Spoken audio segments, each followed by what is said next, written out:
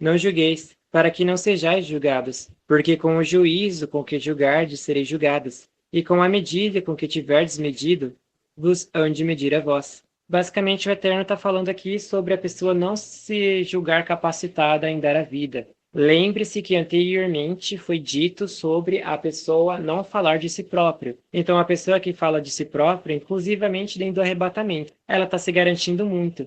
Então, pelas palavras dela, ela vai ser julgada em medida, porque a pessoa ela não se encheu ainda direito da palavra do Eterno, ela se achou capacitada, se julgou capacitado para sair lá fora e dar a vida. E quando ela fez isso, as palavras caiu sobre ela, porque ela não estava preparada para dar a vida. E porque reparas tu no argueiro que está no olho do teu irmão, e não vês a trave que está no teu olho, no teu próprio olho? Então, basicamente, a pessoa, ela não vê que ela não está preparada e ela se julga capacitada de ir lá fazer alguma coisa.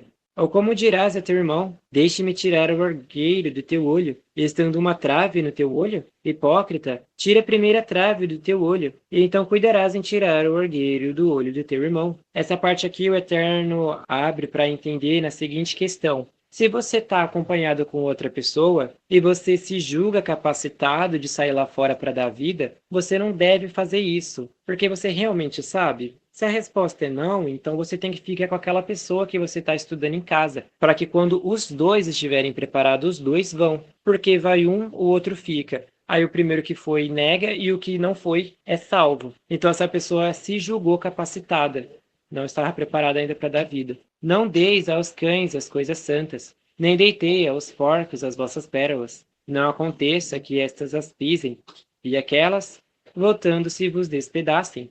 Caso não tenha entendido, essa parte das escrituras está falando para aquelas pessoas que vão ficar juntas com alguém. Dá o arrebatamento, ela está correndo e entra na casa de um fulano, e os dois se trancam lá e começam a assistir o canal.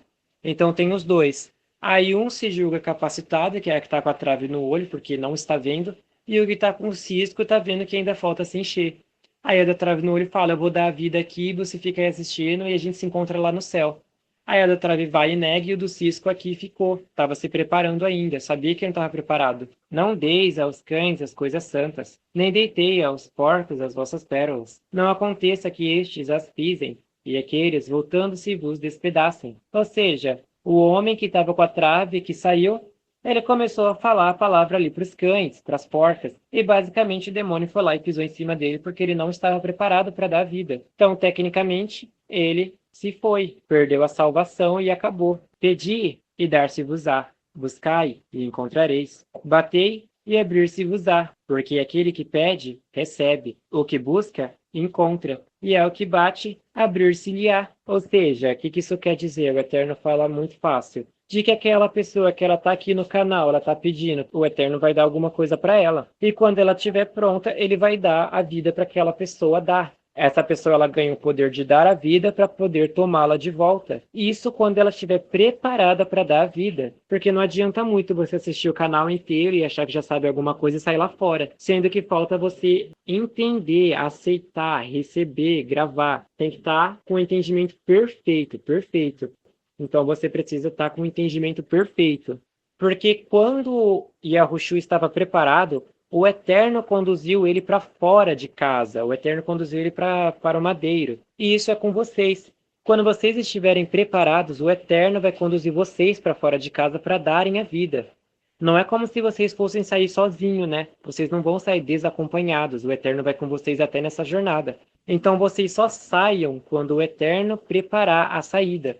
E vocês não saiam por causa de vontade, desejo, sentimento e nem pensamento.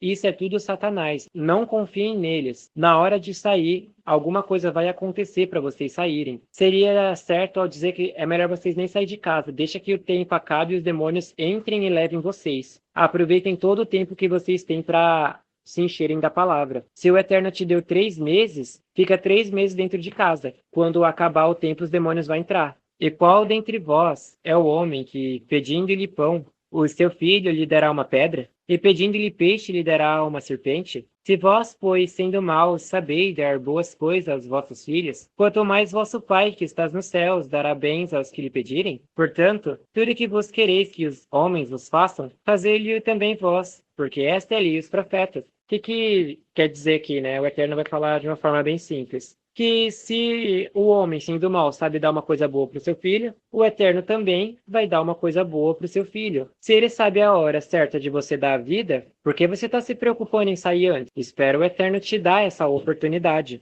E é só isso, não tem segredo. Portanto, tudo que vos quereis que os homens vos façam, fazei-lhe vós também. Então, se você quer que o próximo que está do teu lado assistindo o canal, só sai de casa quando realmente é para vocês dois saírem, né? Não sai sozinho. Acautelai-vos, porém, dos falsos profetas que vêm até vós vestidos como ovelhas, mas interiormente são lobos devoradores. Por seus frutos os conhecereis. Porventura colhem-se uvas dos espinheiros, ou figo dos abrolhos? Assim toda árvore boa produz bons frutos, e toda árvore má produz maus frutos. O que isso quer dizer, né? O Eterno vai explicar de uma forma bem simples. Basicamente, quando vocês forem torturados e entrarem no mundo artificial, é possível que eles coloquem NPCs ou até mesmo os próprios demônios para conviverem com vocês. E basicamente os demônios, transfigurado em anjo ou em corpo de carne, eles vão começar a falar para vocês coisas que não têm a ver muito com a salvação. Vão tentar introduzir vocês dentro de um jogo. Vamos supor assim que vocês caiam num jogo onde tem labirintos lá, monstro e armas. Você sabe que ali é um jogo, mas aí vai ter uma pessoa do seu lado que vai começar a falar com você, como se ele também tivesse o mesmo entendimento de não jogar. E ele começa a conversar contigo e te faz andar ou qualquer outra coisa do tipo. Então isso daqui é um falso profeta. Ele está te introduzindo para dentro do jogo sem você perceber. E se por acaso você ficar só conversando com esse cara, você também está jogando, porque você está vivendo aquela conversa. Então esse é um falso profeta. E pelo fruto você conhece ele, porque se ele tivesse o mesmo entendimento de que você, ele nunca ia abrir a boca para falar contigo, né? Ele ia começar a orar, ia fazer as coisas concernentes à salvação. E não ia começar a falar, fulano,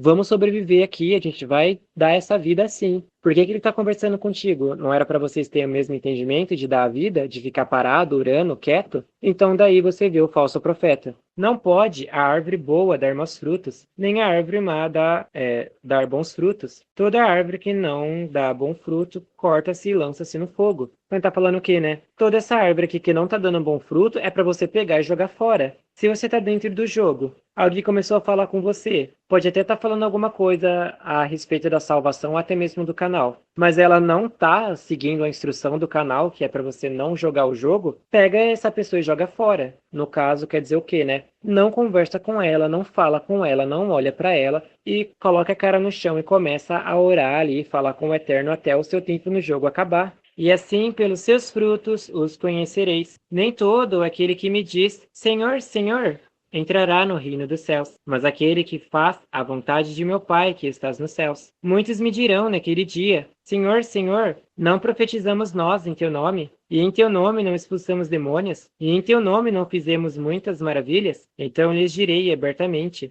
nunca vos conheci, apartai-vos de mim, vós que praticai a iniquidade. Ou seja, essa parte aqui das escrituras, o Eterno fala para vocês que ele vai falar isso daqui exclusivamente para essa pessoa que teve todo esse entendimento, de que errou na parte mais crucial. Ela sabia que não era para jogar o jogo, sabia que não era para conversar, sabia que não era para viver aquilo, e foi lá e viveu. Então a pessoa vai chegar e falar, mas Senhor, aí vai falar, sai daqui, eu nunca te conheci. Nunca conheceu por quê? Porque o Eterno não se lembra de quem está morto. Como é que ele vai se lembrar de alguma coisa que não existe?